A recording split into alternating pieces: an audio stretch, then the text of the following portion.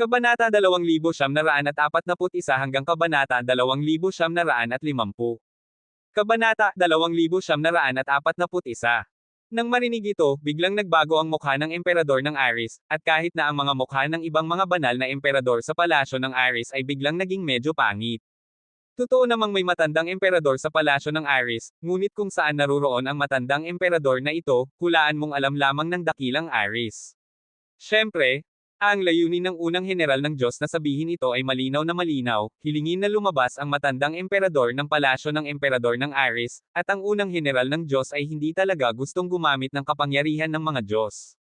Yang Erlang, talagang iniisip mo bang tanga ang dakilang emperador? Gusto mong gamitin ang aking palasyo ng Aris bilang sandata. Napakasama ng loob ng emperador ng Aris. Kung ang taong nasa harap niya ay hindi ang pinakamataas na heneral ng mga Diyos, baka sinampal na niya patay ang kabilang panig.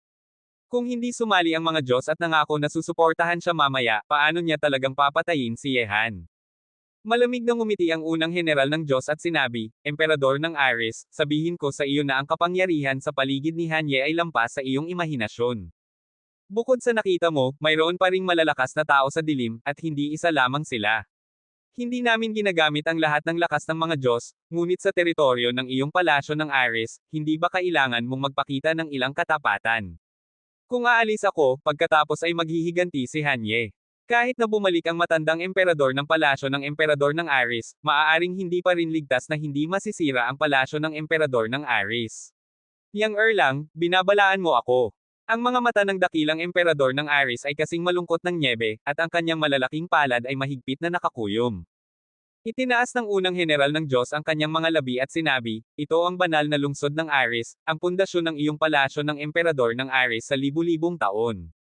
Hindi ito ang teritoryo ng aking mga Diyos. Maaari akong umalis anumang oras, at dalhin ang mga malalakas na tao ng aking mga Diyos. Ngunit kayang mong gawin iyon. Sabi nito, habang galit ang emperador ng Aris, kinailangan niyang pilitin ang sarili na tumahimik. Ngayon ay nasa gitna siya ng dalawang panganib. Mula noong pumayag siyang makipag-ugnayan sa mga Diyos, wala na siyang paraan paalis, kahit na gustong gamitin ng mga Diyos ang kanyang palasyo bilang sandata, kinailangan niyang lunukan ang galit na ito. Paano na, dakilang emperador ng Aris, naiisip mo na ba ng malinaw? Sinabi ng unang heneral, maaari akong mangako sa iyo na kapag tinawag mo ang dakilang emperador, ang aming mga Diyos ay magpapadala muli ng mas malalakas na tao sa banal na lungsod ng Aris. Hindi ito gumana, at hindi na lihim na gustong patayin ng aming mga Diyos si Hanye, kaya kailangan nating magpatuloy. May itsura ng pagpupumilit sa mga mata ng emperador ng Aris, at pagkatapos ng ilang sandali ng katahimikan, sinabi niya, sige, makikipag-ugnayan ako sa matandang emperador, ngunit kahit ako ay hindi alam kung saan naruroon ang matandang emperador, at hindi alam kung kailan siya lalabas, ngunit ang palasyo ng emperador ng Aris ay nahaharap sa krisis, hindi titingin lang ang matandang emperador. Napakabuti. Sinabi ng unang heneral ng Diyos na may ngiti sa kanyang malamig na mukha, kapag bumalik ang matandang emperador, lalabas din ang mga malalakas na tao ng aming mga Diyos sa banal na lungsod ng Aris. Sa oras na iyon, kahit na gaano kamalakas ang mga malalakas na tao sa paligid ni Hanye, hindi sila makakataka sa kamatayan. Shengzhou, Akademya ng Xinwu. Sa harap ng lawa, sabay na lumitaw ang apat na punong guro, habang ang punong guro ng Xinwu ay tahimik na nakaupo sa harap ng lawa. Uminom ng laway ang punong guro ng timog na paaralan, Ginoo, ang batang iyon na si Hanye ay nahaharap sa ilang pighati sa Zhongzhou. Kailangan bang magpahayag ang akademya ng Xinwu sa labas? Kapag dumating ito, darating ito. Dahan daw ang binuksan ng punong guro ng Xinwu ang kanyang mga mata. Ang batang iyon ay ang hari ng banal na sandata ng aking akademya ng Xinwu. Dahil determinado ang palasyo ng emperador ng Aris, syempre ay kailangang kumilos ang aming akademya ng Xinwu, at ipaalam sa labas na ang hari ng banal na sandata ng akademya ng Xinwu ay hindi maaaring apihin ng sinuman. Dahil maaga ito, hayaan mong pumunta sa Zhongzhou ng maaga ang mga batang iyon sa listahan ng banal na sandata. Tumango ang apat na punong guro. Ito ang eksaktong iniisip nila. Inaapi si Yehan sa Zhongzhou. Kung hindi kikilos ang akademya ng Xinwu, hindi lamang papainitin ang puso ni Yehan, kundi gagawin din itong mas walang takot ng ilang tao kay Yehan. Uy! Lumabas na ang batang iyon. Bigla, may maliwanag na tumagas sa mga mata ng punong guro ng Xinwu, napakabuti, oras na para pumunta siya sa Zhongzhou. Hayaan mong ihanda ang listahan ng Xinwu at listahan ng banal na sandata, at pumunta agad sa banal na lungsod ng Aris sa Zhongzhou. Hindi nagtagal, sa Akademya ng Zinwo, ang 100 na kalahating banal na henyo sa listahan ng Zinwo, at ang 18 na batang malalakas na tao sa listahan ng banal na sandata, lahat ay umalis na sa Akademya ng Zinwo isa-isa, at ang pinuno ng listahan ng Zinwo ay isang batang lalaki na may magaspang na mukha, matangkad na pangangatawan, parang isang Diyos ng digma. Ang mga aksyon ng Akademya ng Zinwo ay hindi tahimik. Umalis na ang mga henyo ng listahan ng banal na sandata at listahan ng Zinwo. Alam ito ng maraming puwersa sa Shenzhou. Sa totoo lang, ang mga hidwaan ni Yehan sa pagitan ng banal na lungsod ng Aris sa Zhongzhou at ng palasyo ng emperador ng Aris ay kumalat na nasa Shenzhou, kaya alam din ng mga puwersa sa Shenzhou na nasa Zhongzhou si Yehan. Ngayon, lahat ng puwersa sa banal na estado ay nanunood kung pipiliin ba ng Akademya ng Zinwo na kumilos para kay Yehan, kaya ang mga aksyon ng Akademya ng Zinwo ay agad na ikinalat sa lahat ng puwersa sa banal na estado. Sa wakas ay kumilos na ang Akademya ng Zinwo. Si Yun Tongtian, ang pinuno ng pamilya yon sa lungsod ng Shenyang, ay nagbabantay din sa mga kaganapan sa Zhongzhou. Ngayon na nagpadala ang Akademya ng Zinwo, ang mga malapit na kaibigan ni Yehan ay nakahinga ng maluwag. May lihim na agos sa Zhongzhou, at ang paglitaw ni Yehan ay pinalakas ang alon na ito. Kung hindi susuportahan ng Akademya ng Zinwo si Yehan, ang ilan sa mga taong may ambisyon na ito ay magiging mas walang takot lamang. Ngayon ang aksyon ng Akademya ng Zinwo ay upang ipahayag sa labas ang isang paninindigan. Ang hari ng banal na sandata ng Akademya ng Zinwo, hindi lalagpasin ng Akademya ng Zinwo na walang ginagawa. Ang pahayag ng Akademya ng Zinwo ay isang pagkabigla rin sa labas. Bagamat ang Akademya ng Zinwo ay humina at nawala ang katayuan nito bilang ang pinakamagaling na akademya, ang kanilang pinagbabatayan at kapangyarihan ay napakalakas. Sino mang gustong galawin si Yehan ay dapat na isipin ng maingat kung makakatiis sila sa galit ng Akademya ng Zinwo. Sinabi ng pinuno ng pamilya yon, ang aksyon ng Akademya ng Zinwo ay tiyak na magpapabigla sa ilang tao. Ngayon ay napakaraming tao ang nagtitipon sa Zhongzhou, at magkakaroon ng problema sooner or later. At si Han Ye ay nasa tuktok ng bagyo sa sandaling lumitaw siya sa Zhongzhou, ang suporta ng Akademya ng Zinwo ay makakapagbawas din ng ilang pighati niya. Dapat na kumilos na ang Akademya ng Zinwo, ngunit ngayon ang batang iyon ay nagdadala ng sisi para sa Akademya ng Zinwo. Kung hindi nagdadala ang batang iyon ng pagkakakilanlang hari ng banal na sandata ng Akademya ng Zinwo, hindi siya magdudulot ng napakaraming problema. Malamig na tumawa si Yun Tongtian. Lolo, gusto kong pumunta sa Zhongzhou. Sa oras na ito, sinabi ni Yun Mocking ng malalim, bilang isang henyo, malinaw na alam ni Yun Tongtian na mas mabuting makilahok sa alon na ito kaysa sa tumayo sa likod at panoorin ang iba na magmalaki. Tanging pagkatapos ng pagsubok at paglunok ng panganib ay makakapagpalaki ng mas mabilis. Nang marinig ito, tumanggo si Yun Tongtian ng may kagalakan, at sinabi, talagang apo ko si Yun Tongtian. Napakasaya ko na mayroon kang ganitong lakas ng loob. Pumunta ka, kailangan ng inyong mga kabataan na gumawa ng sarili ninyong landas para sa hinaharap. Ang proteksyon ng pamilya ay hindi makakatulong sa inyo ng labis. Pagdating sa Zhongzhou, hanapin mo ang batang iyon na si Han Ye. Bagamat tila nasa tuktok siya ng bagyo ngayon, mas mapanganib ito, isa rin itong magandang pagsasanay para sa iyo, at ang batang iyon, ngayon ay ang oras na kailangan niya ng tulong, at ang aming pamilya ng iyon ay maaari lamang pumili ng una sa pagitan ng pagbibigay ng uling sa nyebe at pagbabagong anyo ng yelo. Kabanata 2942. Tumanggo si Yun Mocking, at agad na umalis si Yun Tongtian kaagad na nang sabihin niya. Iniwan pa niya ang kanyang bagong asawa na si Gong Shouwuking sa bahay ng Yun. Hindi gustong dalhin ni Yun Mocking siya sa panganib kapag pumunta siya sa Zhongzhou. Ngunit sa sandaling ito, ang lupain ng Zhongzhou, kung saan nagtitipon ang lahat ng uri ng multo, maligno, at Diyos, ay hindi lamang ang mga lokal na puwersa ng Zhongzhou, kundi pati na rin ang mga malalakas na tao mula sa lahat ng panig sa kontinente ng Diyos at demonyo ay lahat ay nakatingin sa banal na lungsod ng Aris. Ang pagtatalo sa pagitan ng mga Diyos at ni Han Ye ay hindi nalihim. Siyempre, ang pagkakasangkot ng mga Diyos ay natural na nagpagustong lalo ng maraming tao. Paano makakaligtas ang hindi kapani-paniwalang si Han Ye sa kaguluhang ito? Sayang, halos mamatay na si Han Ye sa kamay ng pinakamataas na general. Sa banal na lungsod ng liwanag, sa paaralang banal, may itsura ng panghihinayang sa mga mata ng dibisyon ng Taiyin, at halos matagumpay na sila. Dibisyon ng Taiyin, mayroon pa bang ibang balita mula sa unang general ng Diyos? Nalukot ang noo ni Yin Chanji at tinanong, ang kasalukuyang kaguluhan sa banal na lungsod ng Aris ay lihim na inihanda nila, nasa labas na ba ito ng saklaw ng kanilang kontrol? Maghintay. Sinabi ng dibisyon ng Taiyin, ang unang general ay naghihintay pa ng isang tao. Narinig kong mayroon pang isang matandang emperador sa palasyo ng emperador ng Aris. Ang matandang emperador na ito ay tiyak na napakalakas. Kung makakalabas siya, ang mga malalakas na tao sa paligid ni Hanye ay madaling harapin, kahit na hindi matalo ng matandang emperador ng palasyo ng emperador ng Aris ang mga malalakas na tao sa paligid ni Hanye, ngunit hanggang sa makakapigil siya ng isa o dalawa, pagkatapos ay makakapagpatay ang pinakamataas na general kay Hanye. Paggamit ng kutsilyo para pumatay, gustong gamitin ng pinakamataas na general ng Diyos ang mga kamay ng matandang emperador ng palasyo ng Aris, ngunit hindi tanga ang emperador ng Aris, papayag ba siya? Tanong ng isang batang malakas na tao mula sa paaralang banal. Hehe, mayroon pa bang ibang paraan silang pupuntahan maliban sa pagpayag ngayon?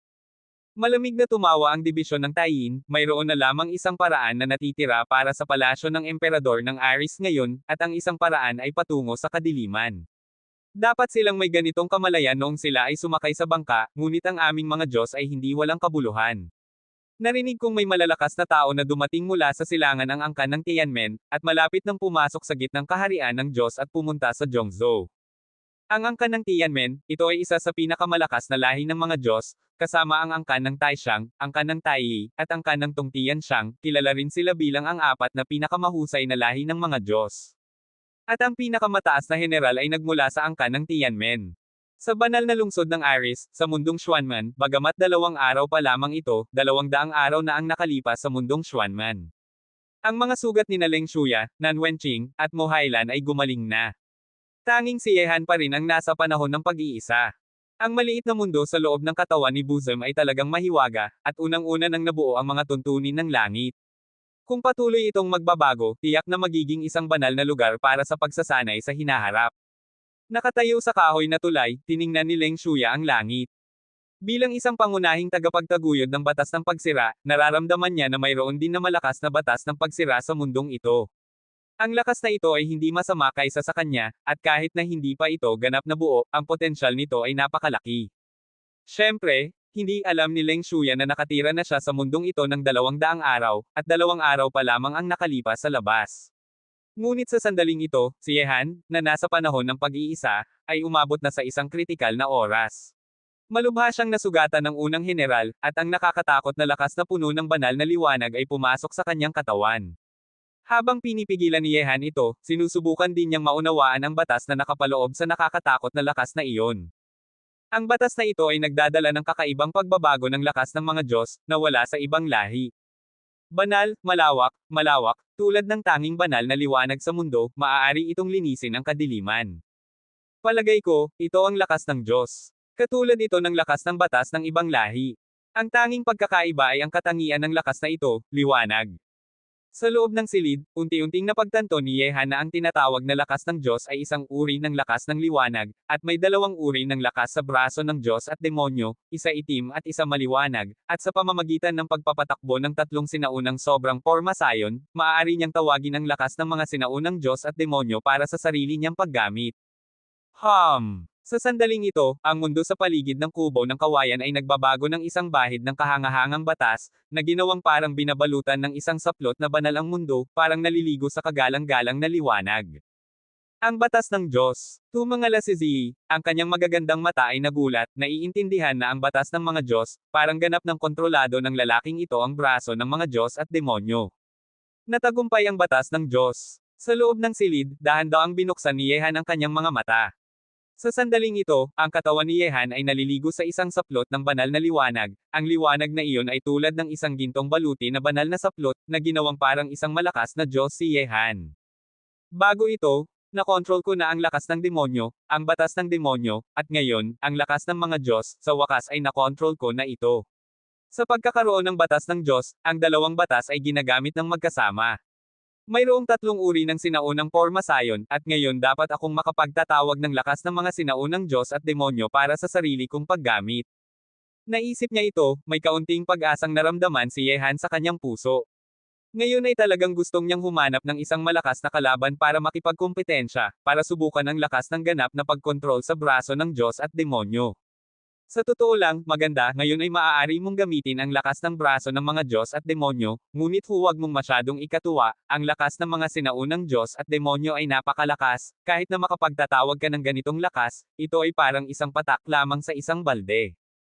Bukod pa rito, sa iyong kasalukuyang lakas at pangangatawan, hindi mo patuloy na magagamit ang braso ng mga Diyos at demonyo, kapag lumampas sa karga, ang iyong katawan ay ibabalik ng lakas ng mga sinaunang Diyos at demonyo, at saysubog ka hanggang mamatay. Ang tinig ni Suzaku ay tumunog sa isip ni Yehan.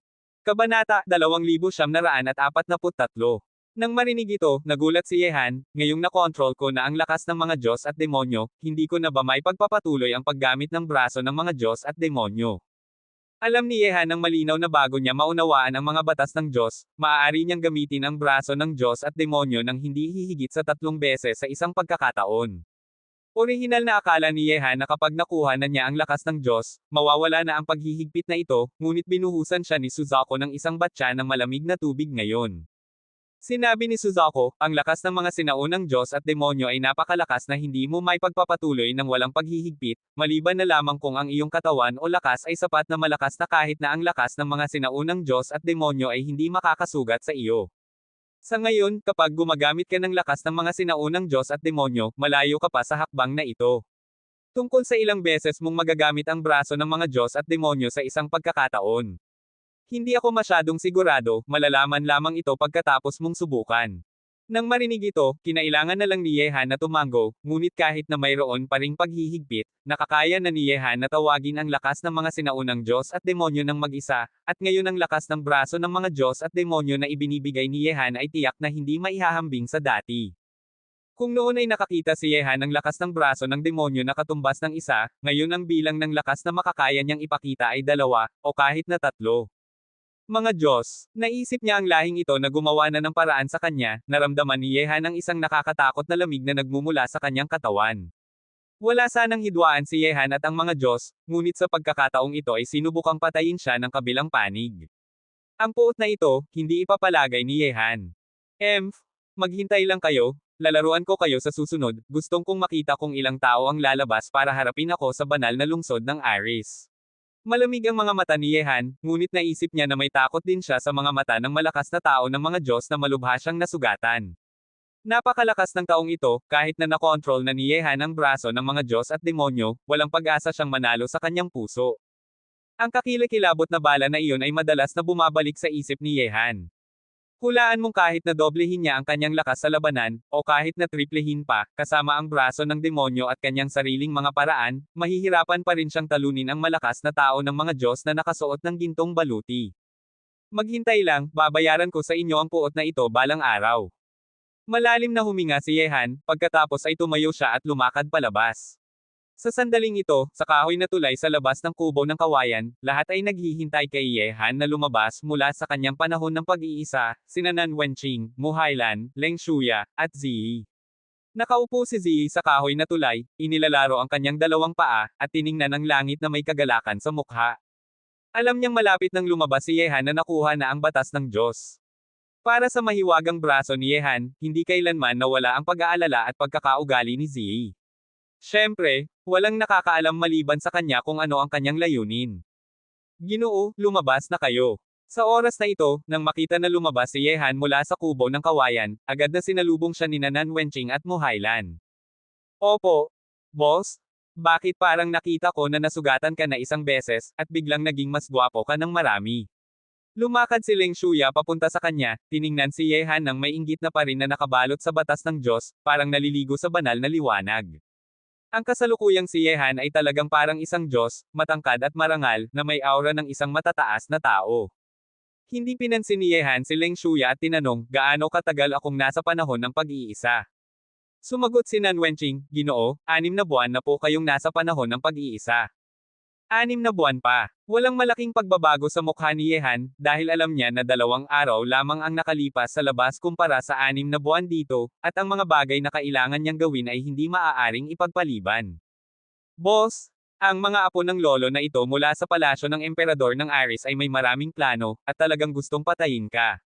Ngayong lumabas ka na, hindi ba dapat tayong pumunta sa kanila para tapusin ang lahat?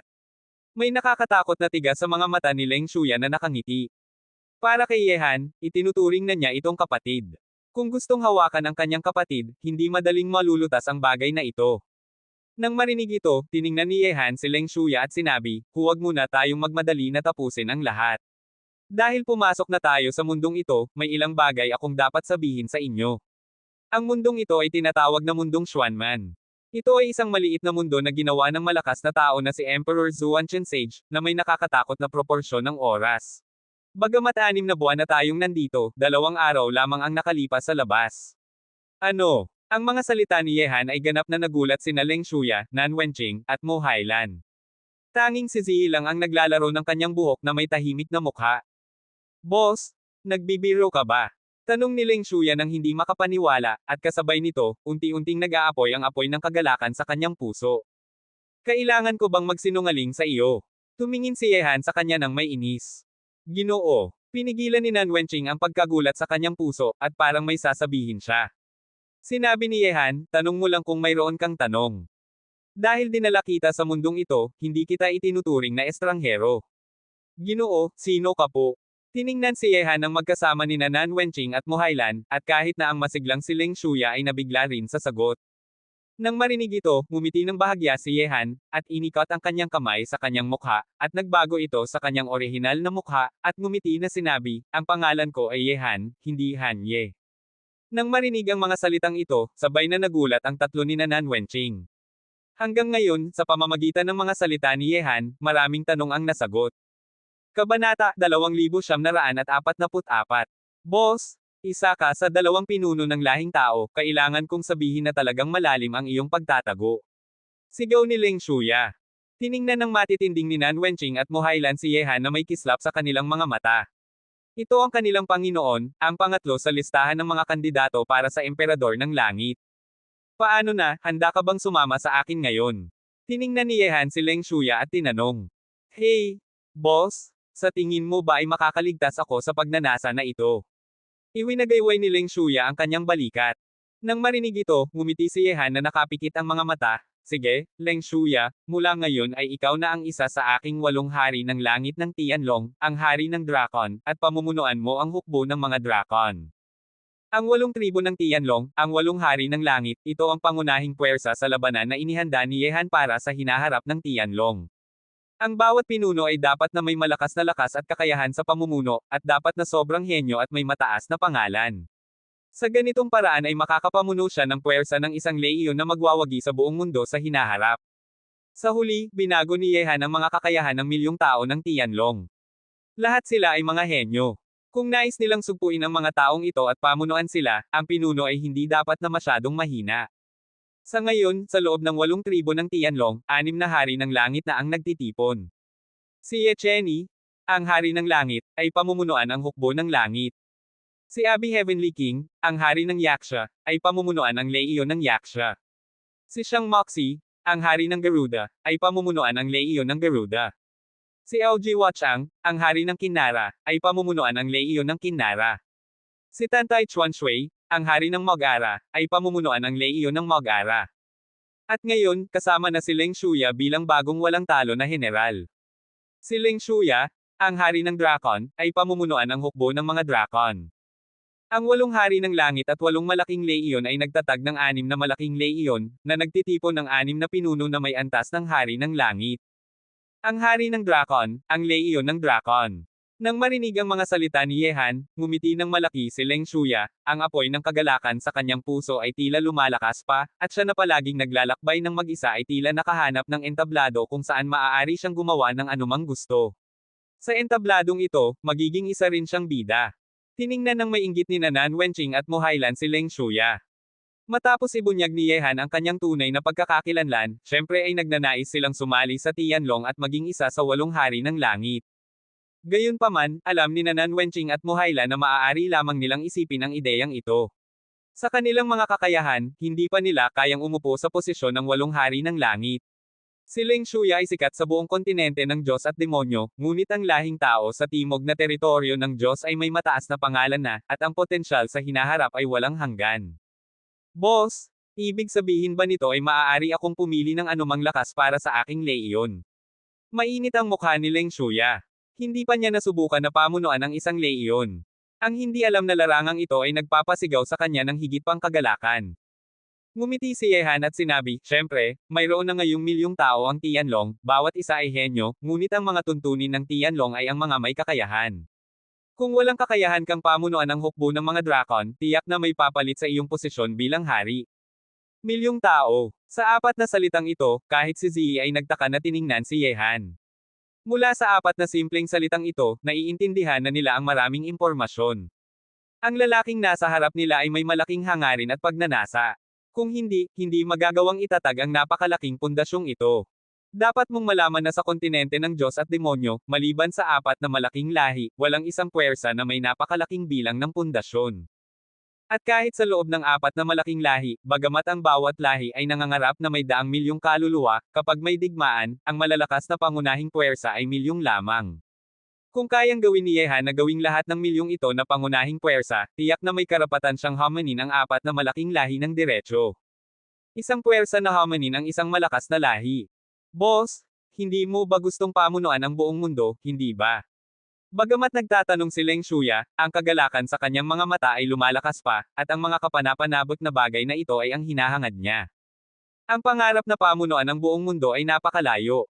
Kahit sa loob ng apat na malaking lahi sa kontinente ng Diyos at demonyo, walang isa man ang tunay na makakapamuno sa buong mundo. Ang aking layunin ay gawing mas malakas ang Tianlong, at kahit na gaano ka malakas ito, patuloy itong lalakas hanggang sa katapusan ng mundo, walang kaaway na hindi natin matatalo. Maliwanag ang mga mata ni Yehan.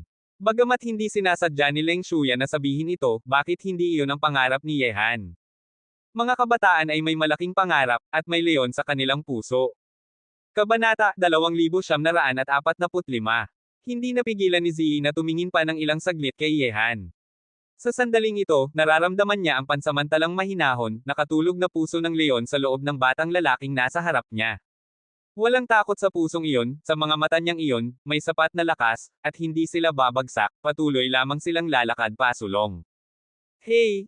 Talagang inaasahan ko ang araw na ang mundo na ito ay sa atin, at ang aking leyon ng Drakon ay tiyak na magwawagi sa buong mundo.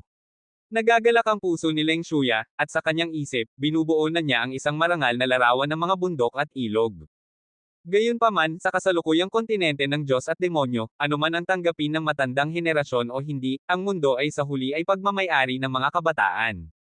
Hindi luma ang mundo, ngunit sila ay luma na, ang kanilang mga pangarap ay nawala na, at ang mga bagong tao ay lumalakas na. Kailangan nilang umatras sa likod at panoorin ang bagong henerasyon na palitan ng luma. Tungkol sa sukat ng Tianlong, sa ilalim ng pamumuno ni Yehan, maliban sa ilang matataas na pinuno, lahat ay mga kabataan na mas bata sa 30 taong gulang, at ang kanilang mga pangarap ay nasa pinakamataas na antas. Ang hinaharap na mundo ay maaaring magkaroon ng malaking pagbabago sa ilalim ng pamumuno ng grupo ng mga bagong panganak na baka na hindi takot sa leon. Inaasahan ko rin na ang 8 dibisyon ng Tianlong ay makakapunta sa ibabaw ng ulap, at ang 8 dibisyon ay walang talo. Sinabi ni Yehan, bukod sa iyo, mayroong 5 hari ng langit sa loob ng 8 dibisyon ng Tianlong ngayon, at ang kanilang mga kakayahan at lakas ay hindi mababa. Paano na, gustong mong makilala sila? Hey! Ang ibang 5 hari ng langit, syempre ay gustong kong makilala. Ipinakita ni Leng Shuya ang kanyang tigas. Sumunod ka sa akin. Sa pagpupunta ni Leng Shuya sa ibang 5 hari ng langit, sa ilalim ng pagpapatunay ng milyong tao ng Tianlong, sunod-sunod na tinalo ni Leng Shuya ang 4 na hari ng langit, hari ng Yaksha, hari ng Garuda, hari ng Kinara, at hari ng Mogara. Ang kanyang lakas sa labanan ay nagpatakot sa milyong tao ng Tianlong. Gayunpaman, sa huling laban kay Ye Cheni, ang hari ng langit, lubos na talo si Leng Shuya, at sa kanyang unang galaw pa lamang ay nabulunan siya ng dugo at itinapon palayo ni Ye Cheni. Siyempre, sa laban na ito lamang, kinilala na rin ng milyong tao ng Tianlong ang lakas ni Leng Shuya bilang hari ng Drakon, at lalo pang kinilala ang kanyang pamumuno sa leyon ng Drakon. Karaniwang kaalaman na talunin si Leng Shuya ni Ye Cheni, ang hari ng langit. Sa huli, ito ay isang halimaw na kahit si Yehan ay hindi maiwasang ikagulat. Maaari itong ayusin ang lakas ng mga halimaw at demonyo, at ang kanyang lakas ay katumbas na ng banal na emperador. Pangalawa, siya ang kasalukuyang pinakamahusay na mandirigma sa Liga ng Kabataan ng Tianlong. Sa huli, pansamantalang iniwan ni Yehan si Leng Shuya sa mundong Daoist.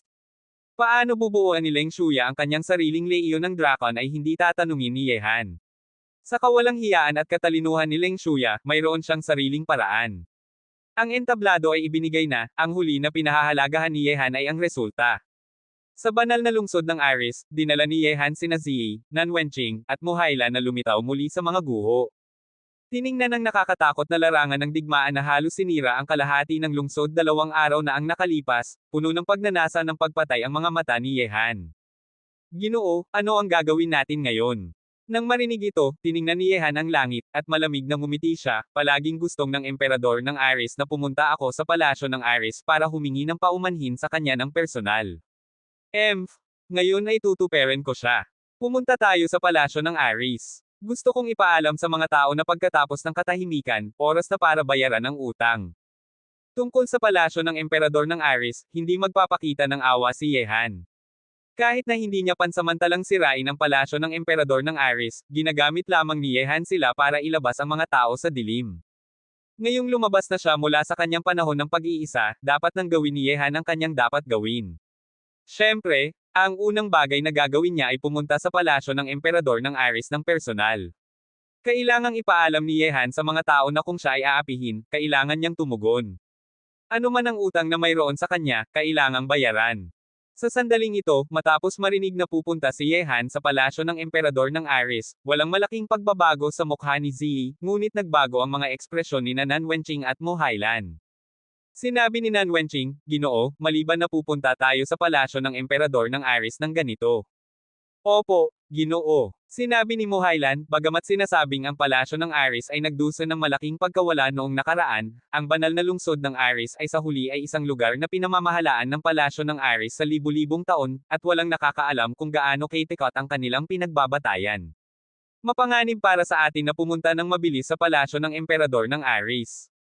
Nang marinig ito, tumawa si Yehan at sinabi, huwag kang mag-alala, hindi tayo ang dapat na mag-alala ngayon, kundi ang palasyo ng emperador ng Aris. Halika na, oras na para gumawa ng mga bagong ingay para makita ng mga tao. Matapos sabihin iyon, diretsong tumungo si Yehan sa palasyo ng emperador ng Aris. Halika na, dapat mong tiwalaan siya. Sinabi ni Ziyi, at sumunod kay Yehan na ang kanyang maliliit na kamay ay nasa likod ng kanyang likod. Nang makita ito, sumunod din sina Nan Wenqing at Mo Hailan. Bagamat medyo nag-aalala pa rin sila, matapos isipin ang pagkakakilanlang hari ng banal na sandata ni Yehan at ang kanyang tunay na pagkakakilanlan, medyo naging mahinahon na rin ang puso ni Nan Wenqing at Mo Hailan.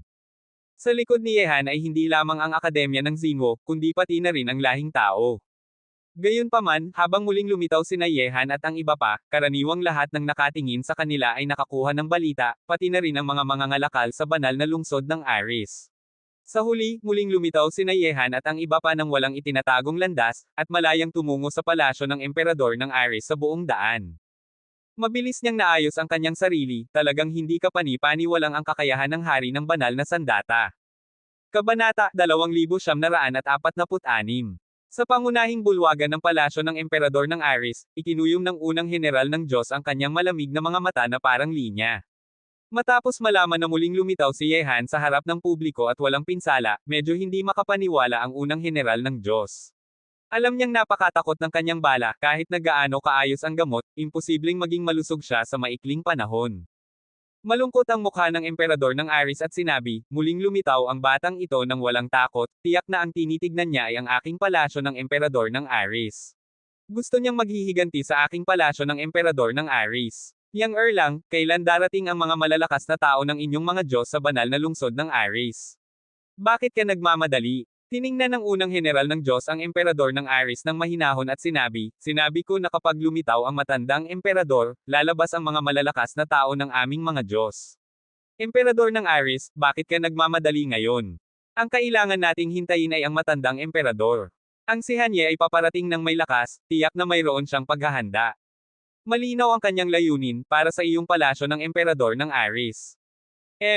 Maliban sa aking palasyo ng emperador ng Aris, sa tingin mo ba na makakalimutan ng batang iyon ka? Malamig na tumawa ang emperador ng Aris at sinabi, halos mo siyang patayin noong huling labanan. Kung ikukumpara sa aking palasyo ng emperador ng Aris, hulaan kong mas puot siya sa iyo, Yang Erlang. Hindi ko alam kung kailan babalik ang matandang emperador. Bago iyon, dapat na magpakita ang inyong mga Diyos ng ilang katapatan at tulungan ang aking palasyo ng emperador ng Aris na malampasan ang krisis na ito. Sige, dahil magkasama tayo, tiyak na tutulungan kita sa palasyo ng Aris. Ngayon ay oras na para ihanda ang iyong palasyo ng Aris. Tahimik ang mukha ng unang general ng Diyos, ngunit malakas na tumawa siya sa kanyang puso. Para sa kanya, ang palasyo ng emperador ng Aris ay isang piyesa ng laro lamang sa kanyang kamay. Kapag kapaki-pakinabang ang piyesa, maaari itong pumatay, ngunit kapag hindi na, kailangang itong itapon.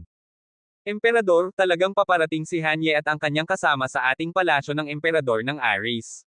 Sa oras na ito, sa labas ng pangunahing bulwagan, pumasok ang malalakas na tao ng palasyo ng emperador ng Aris na may seryosong mukha at sinabi ito. Nang marinig ito, lalong naging malungkot ang mukha ng emperador ng Aris at agad na inikat ang kanyang kamay at sinabi, ipasa ang utos, ihanda ang palasyo ng emperador ng Aris para sa digmaan, hintayin ang pagdating ni Hanye. Sa isang iglap, kasunod ng utos ng emperador ng Aris, ang buong palasyo ng Aris ay nasa proseso ng paghahanda para sa digmaan, parang nakaharap sa kaaway. Emperador ng Aris, talagang pinahahalagahan mo ang lalaking ito. Sa harap ng bangin sa palasyo ng Aris, tiningnan ng unang general ng Diyos ang palasyo ng Aris na nasa ganap na pagpapatakbo na, may nakakatakot na ngiti sa kanyang mukha. Ang pagdating ni Hanye ay nagpapanik sa palasyo ng Aris na may libu-libong taon ng karanasan. Ang puwersang ito ay haminana, hindi na karapat-dapat na pamahalaan ang banal na lungsod ng Aris. Ginoo, ano ang gagawin natin ngayon? Sa likod ng unang general, tanong ng isang malalakas na tao ng mga Diyos. Mahiinang sinabi ng unang general ng Diyos, dahil nandito na si Hanye, tingnan muna natin ang palabas. Sa kanyang pagdating, pinakamabuti na pilitin nating lumabas ang matandang emperador. Sa ganitong paraan, mayroon tayong dagdag na lakas na maaari nating gamitin.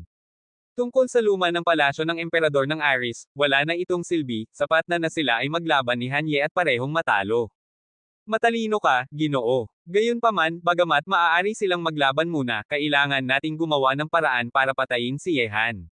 Gaano katagal bago dumating ang mga malalakas na tao ng angkan ng Tianmen sa banal na lungsod ng Aris? Tanong ng unang general. Ginoo, sa loob ng 3 araw lamang, darating ang pinakamalakas na tao ng angkan ng Tianmen sa banal na lungsod ng Aris. Habang naghahanda ang palasyo ng emperador ng Aris para sa digmaan, sa sandaling ito, nakarating na sina Yehan sa harap ng palasyo ng emperador ng Aris. Habang paparating sina Yehan sa palasyo ng emperador ng Aris, nakakuha sila ng pansin ng maraming tao sa daan. Ngayon ay alam ng lahat na pagkatapos ng huling malaking labanan, dumating na ang paghihiganti ni Yehan sa palasyo ng emperador ng Aris. Kaya, ang mga mata ng buong banal na lungsod ng Aris ay nakatingin ngayon sa palasyo ng emperador ng Aris. Sa harap ng paghihiganti ni Yehan, makakatiis ba ang palasyo ng emperador ng Aris na nasa banal na lungsod ng Aris sa libu-libong taon? Sa kawalan ng lupa sa harap ng palasyo ng emperador ng Aris, nakatayo si Yehan na ang kanyang mga kamay ay nasa likod ng kanyang likod, tiningnan ang sinaunang palasyo sa ulap. Sa kanyang kaliwa ay nakatayo ang 3 taong nakapurga, at sa kanyang kanan ay ang napakatakot na 4 na alagad. Pagdating dito, nararamdaman ni Yehan ang tensyon na nagmumula sa sinaunang palasyo. Hindi pa nagsisimula ang digmaan, ngunit ang usok ng baril ay puno na ng hangin. Ginoo, parang handa na ang palasyo ng emperador ng Aris na tanggapin tayo. Wala iyon sa atin, emperador ng Aris. Ngayon ay gagawin kong ganap na hindi na siya makataas ang ulo sa banal na lungsod ng Aris. Malamig na ngumiti si Yehan, at agad na nakita siyang tumakbo ng isang hakbang. Ang kanyang malakas na boses ay agad na kumalat sa buong mundo, emperador ng Aris, 2 araw na ang nakalipas, gustong mong pumunta ako sa palasyo ng Aris para humingi ng paumanhin. Ngayon ay narito na ako, hindi mo ba gustong lumabas at tanggapin ako? Hanye? Gumawa ka ng anumang gusto mo sa aking palasyo ng emperador ng Aris. Bigla, sa palasyo ng emperador ng Aris, ang isang-isa pang napakalakas na mga figure ay lumitaw sa kawalan ng lupa tulad ng mga balang. Inayos nila ang kanilang mga hukbo at tiningnan ng malamig sina Yehan. Ang nakakatakot na pagnanasa ng pagpatay ay ganap na lumabas at gumalaw sa kawalan ng lupa na ito.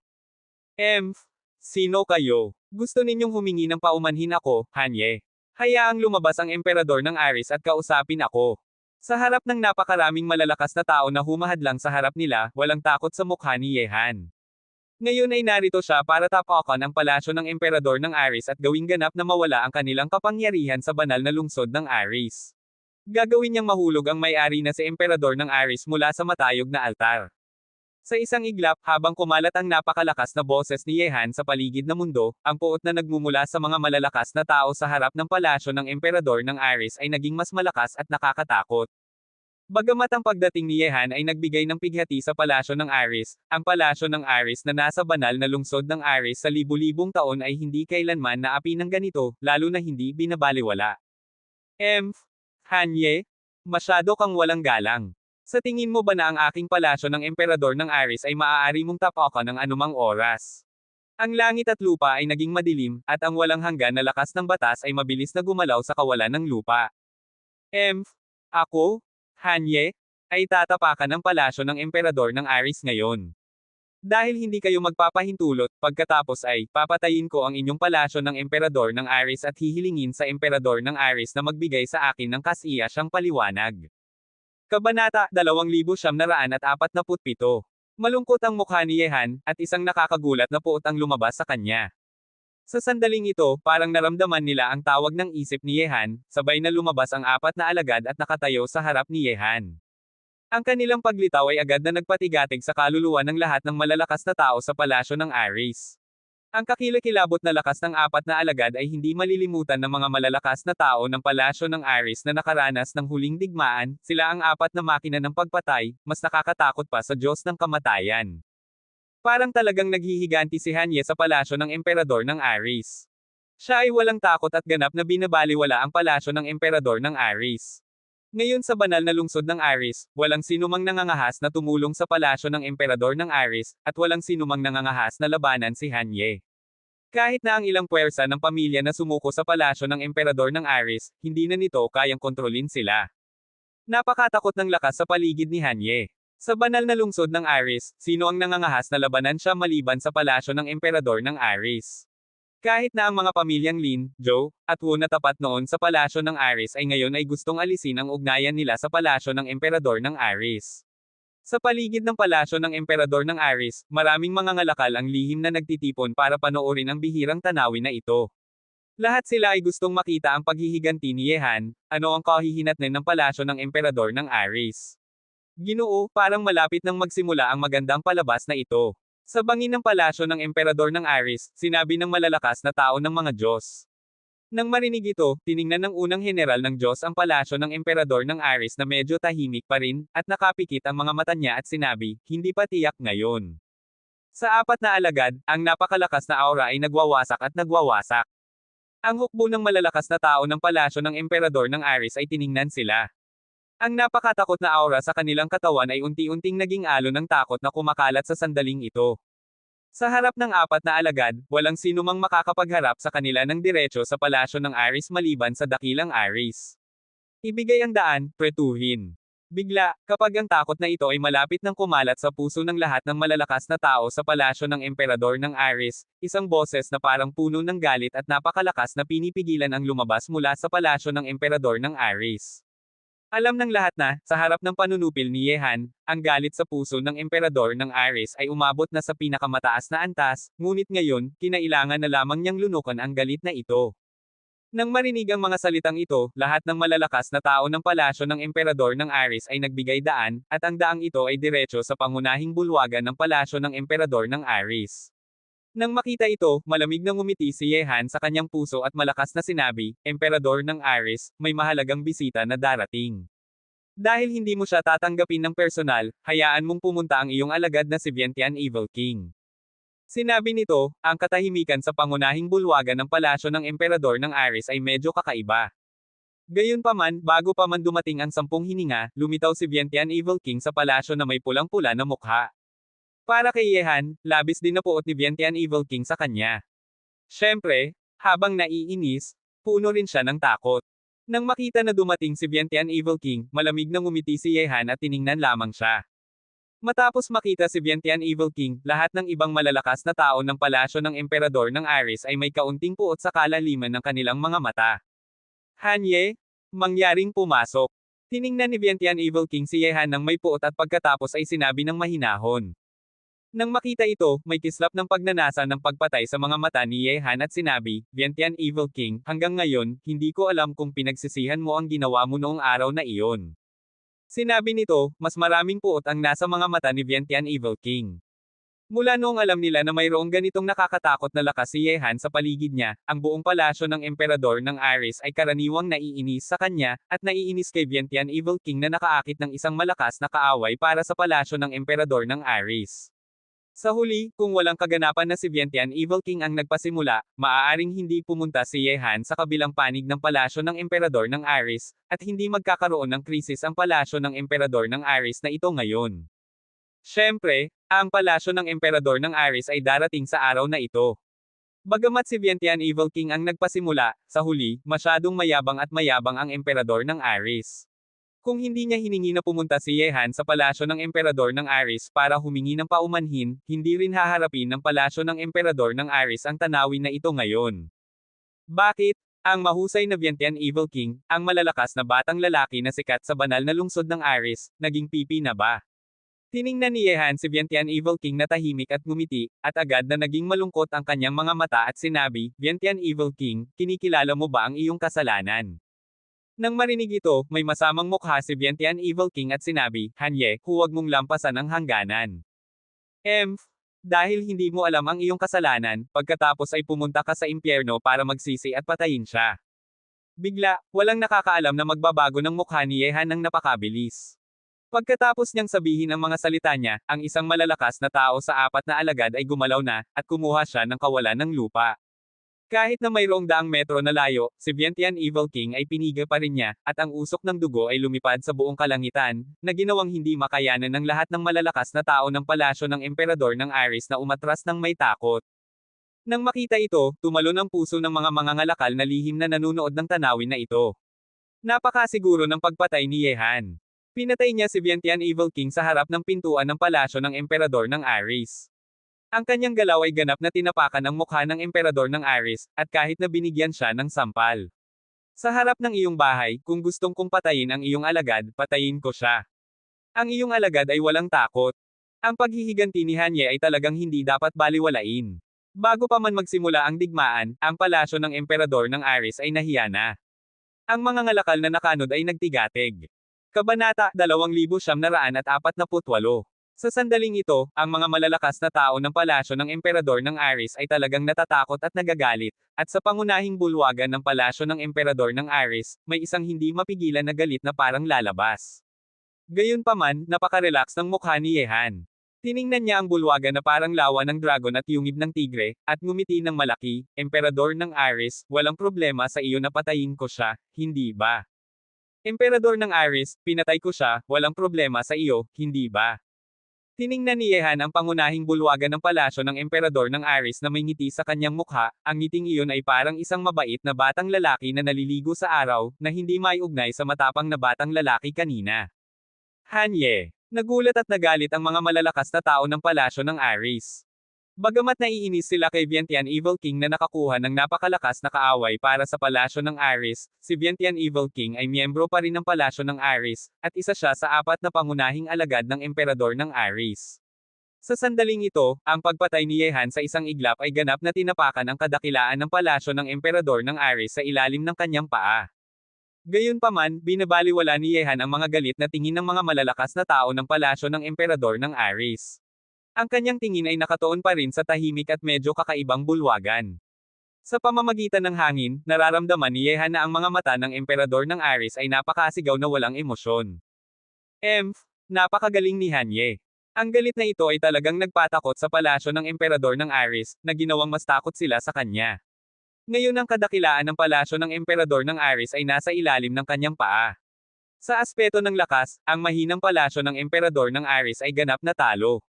Malamig ang tingin ng unang general ng Diyos. Napagtanto niya na walang kanya, ang tapang ng emperador ng Aris ay talagang mahirap hubugin. Sa harap ng panunupil ni Yehan at kahit na pagpatay sa kanyang alagad, walang pagtugon ang emperador ng Aris.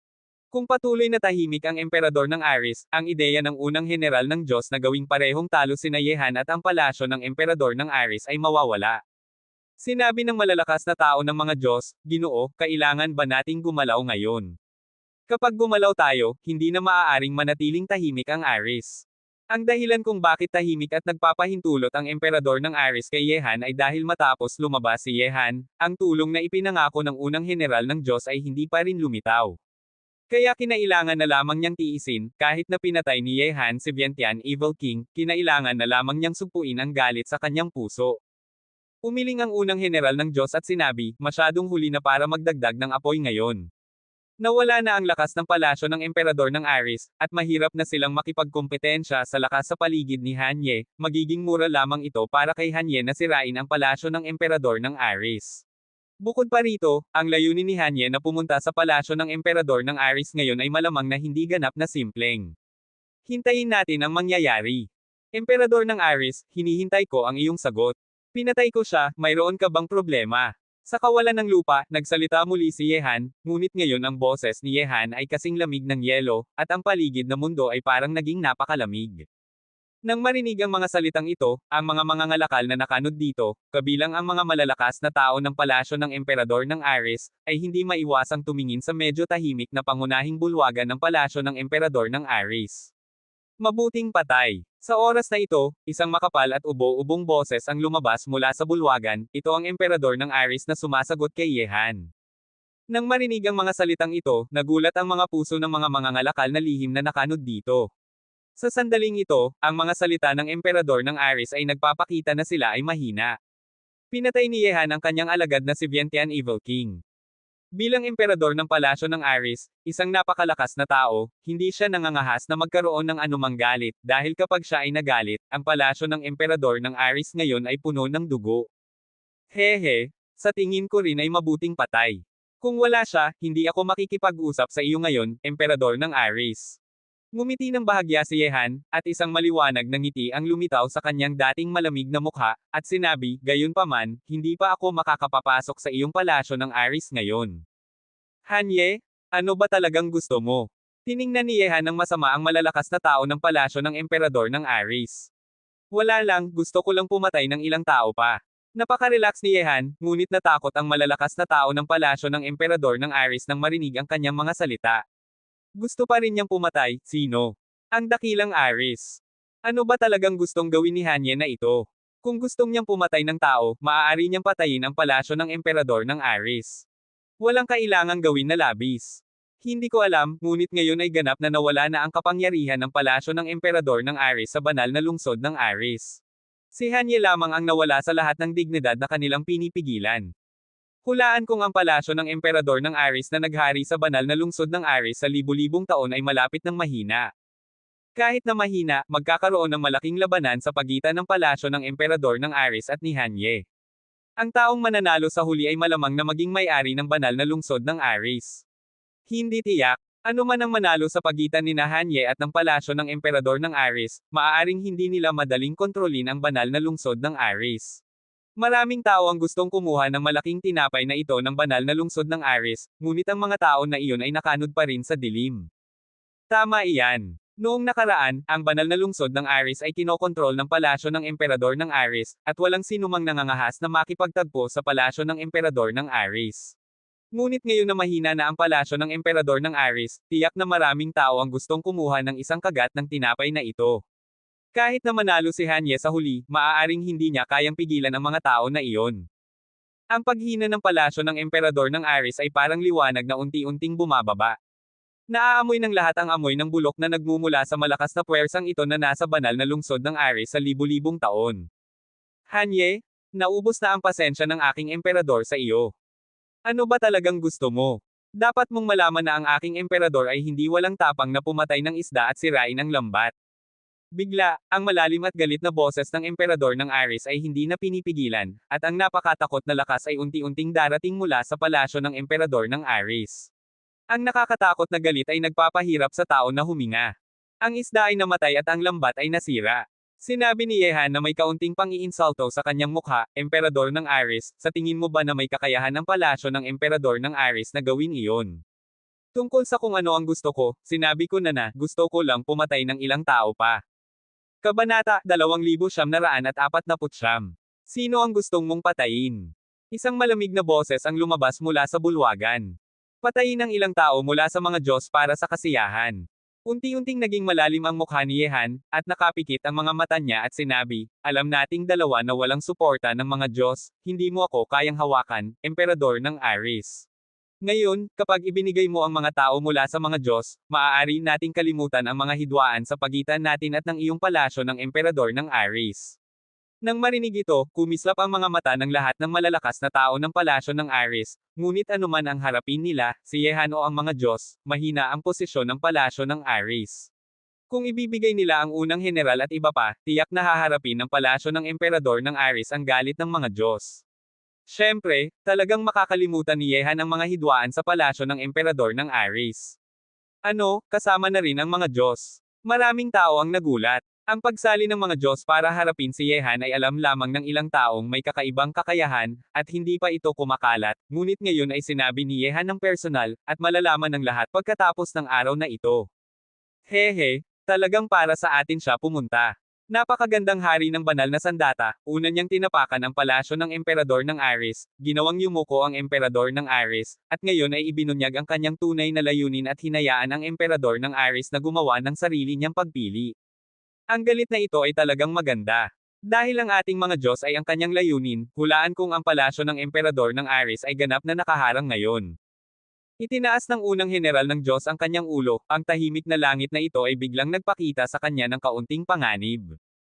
Patayin ng mga Diyos. Sa mga salitang ito, kakaunting tao ang nangangahas na sabihin ito sa harap ng mundo, ngunit nangangahas si Yehan. Dahil ang mga Diyos ay gustong sirain siya, syempre napapatayin siya ni Yehan, anuman ang katayuan ng kabilang panig sa mga Diyos, tiyak na papatayin siya ni Yehan.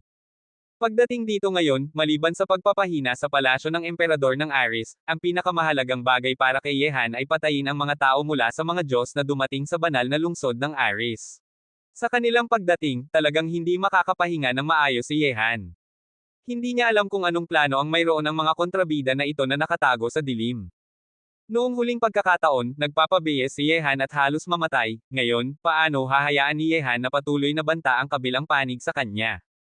Sa harap ng bangin sa palasyo ng Aris, ikinuyom ng unang general ang kanyang mga mata na parang linya. Napagtanto niya na hindi lamang niyang nakuha na maglaban sina Yehan at ang palasyo ng Aris, kundi hindi rin niya naunawaan si Yehan. Hindi lamang napakalakas ni Yehan, kundi napakatalino rin. Sa ngayon, ang palasyo ng emperador ng Aris ay ganap na tinapakan ni Yehan, anong pagpili ang gagawin ng emperador ng Aris?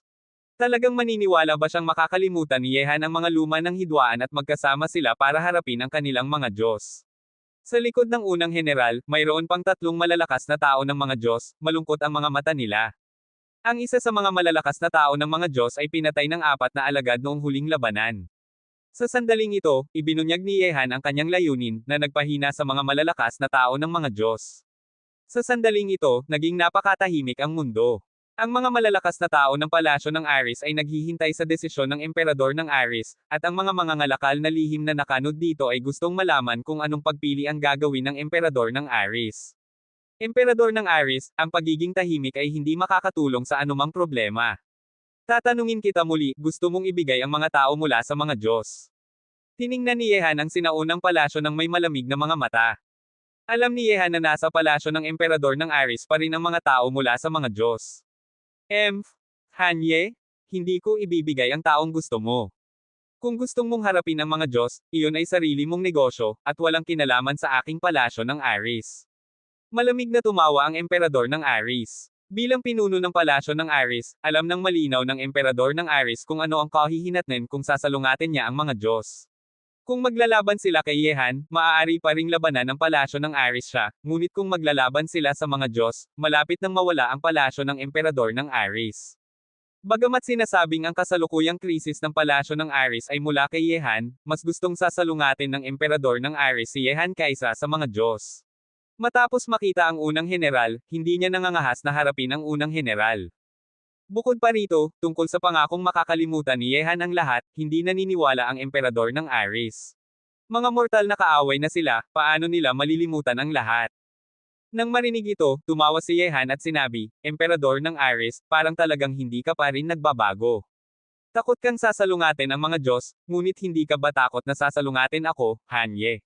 Sige, sa ganitong paraan, hahanapin ko na lang ang mga tao mula sa mga Diyos.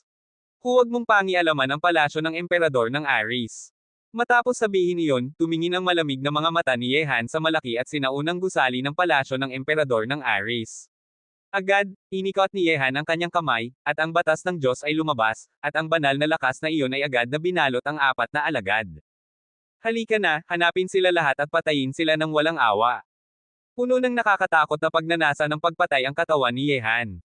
Kapag naramdaman ng apat na alagad ang lakas ng mga Diyos, makakakuha sila ng mga malalakas na tao ng mga Diyos na nakatago sa palasyo ng emperador ng Ares. Buzz. Sa isang iglap, ang apat na alagad ay naging maliit na parang mga sinaunang malalakas na tao.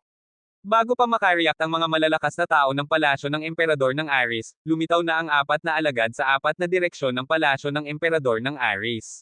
Mabilis sila, sa isang isip lamang, maaari nilang patayin ang anumang malalakas na tao sa palasyo ng emperador ng Ares sa isang iglap. Gumalaw na ang apat na malalakas na tao sa paligid ni Hanye. Talagang nakatago na ang mga Diyos sa palasyo ng emperador ng Ares. Dapat na, kung hindi gagawin ni Yehan ito, ngunit parang talagang hindi pa niya alam ng palasyo ng emperador ng Ares. Tiningnan ng tahimik na palasyo ng Ares, alam ng lahat na talagang pinili ni Ares na huwag pangialaman. Siyempre, para kay Ares, mabuti na lang na hindi siya sumali sa mga Diyos. Hayaan niyang maglaban ang mga tao sa paligid ni Yehan at ang mga Diyos, sino man ang mamatay o masugitan, hindi siya masasaktan, ngunit magiging masama ang kanyang pakiramdam. Kabanata 2950. Walang takot, bigla, isang napakasigaw na boses ang lumabas mula sa isang lugar sa palasyo ng emperador ng Ares, na agad na nakakuha ng pansin ng lahat sa mundo na ito. Doon, mayroon ng nakakatakot na banggaan at alon na nagpapadala. Akala ko talagang malalim kayong nagtatago. Malamig na ngumiti si Yehan. Sa kanyang paningin, ang apat na malalakas na alagad mula sa ibang tatlong direksyon ay tumakbo na doon. Kapag nagkasama-sama ang apat na alagad, ang anumang malalakas na tao ng mga Diyos sa mundo na ito ay hindi makakaligtas. Nagsimula na. Totoo, mayroong malalakas na tao ng mga Diyos na nakatago sa palasyo ng emperador ng Ares. Tiningnan ng lahat ang parehong lugar, kung saan mayroon ng napakalakas na alon na kumakalat, ang alon na iyon ay tanging lakas ng mga Diyos. Sa pangunahing bulwagan ng palasyo ng emperador ng Ares, walang emosyon ang mukha ng emperador ng Ares. Bagamat alam niyang hindi matitigil ng mga malalakas na tao ng mga Diyos ang apat na nakakatakot na halimaw sa paligid ni Yehan, hindi pa rin siya gagalaw. Ang mabuting pakikipagtulungan na ito ay gumagamit ng palasyo ng emperador ng Ares bilang sandata. Hanye. Bigla, ang nakakatakot na dilaw na liwanag ay lumabas tulad ng isang mainit na araw sa lugar ng malaking labanan. Ang mga hibla ng dilaw na liwanag ay nagpapasakit sa mga mata, parang gustong piringin ng dilaw na liwanag ang kanilang mga mata. Nakapikit ang mga mata ni Yehan, at nakita niya sa dilaw na liwanag ang isang gwapo na batang lalaki na nakadilaw na baluti, na may hawak na dilaw na sibat sa kanyang kamay, na sinusubukang tusukin ang kawalan ng lupa. Bigla, isang pintuan ng kawalan ng lupa ang lumitaw sa harap niya.